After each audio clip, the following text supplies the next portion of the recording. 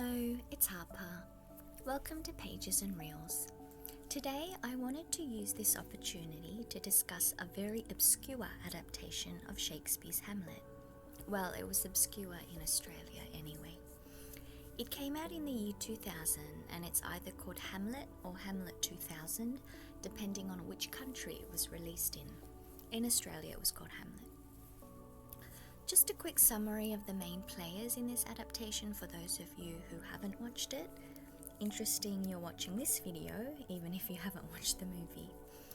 Hamlet is played by Ethan Hawke, Ophelia is played by Julia Stiles, Diane Venora plays Gertrude, Kyle MacLachlan plays Claudius, Bill Murray is Polonius, Liev Schreiber is Laertes, and the late Sam Shepard is Hamlet's father's ghost.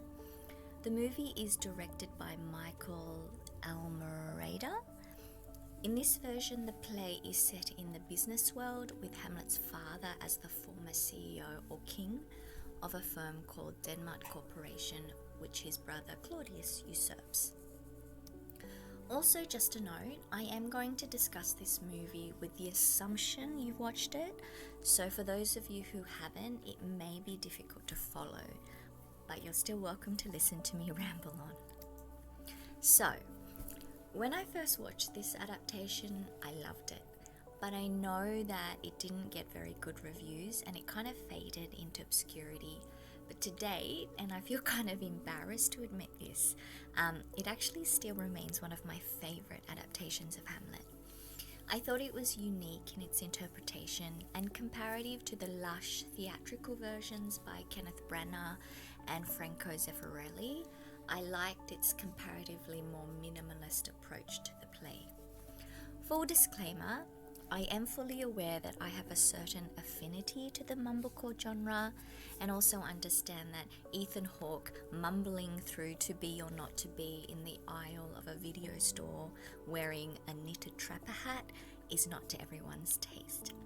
But I thought it was cool, and I still do. Cringe.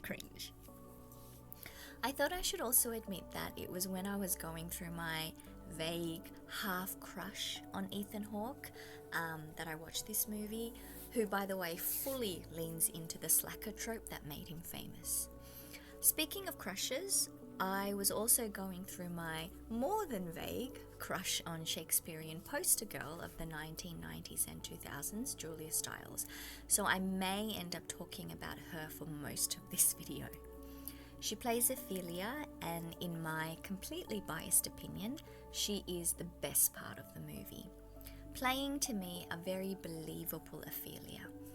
In the other versions of Hamlet I've seen, Ophelia's madness seems to almost sprout out of nowhere, or was played in a way that was very unrelatable.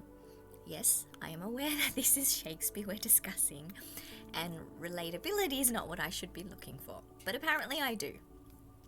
Stiles plays Ophelia in such a way where you can see her mind and tenuous grasp on reality is already just at breaking point, mainly due to her overbearing helicopter parent of her father, Polonius, and to a lesser degree her brother Laertes. What in the world? I know that Polonius was never supposed to be an overly likeable character, and I also know that for a very long time throughout history, and still in many cultures today, daughters are considered their father's possessions. But this movie really took it to another level. Polonius holding Ophelia's hand and dragging her around to and fro, tying her shoelaces for her, and even coming up to her apartment with balloons only to catch her making out with Hamlet is just beyond acceptable boundaries between father and daughter, in my opinion. In different circumstances, it would seem kind of sweet if a father bought his young adult daughter balloons, but just with everything else that's going on with them, I was ready to slap that guy right in his annoying face. I felt really bad for Ophelia and blamed her frailty of mind on her father and her brother infantilizing her constantly. That would turn any person mad.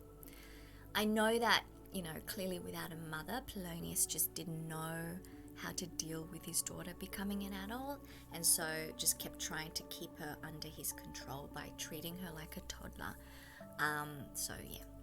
So alas, all the parachute pants and space buns in the world couldn't save Ophelia from her own family. Though there is a scene where I thought she was frustratingly stupid. She goes to Hamlet's apartment wearing the wire her father forced her to wear, which she really doesn't want to wear because she's in tears about it.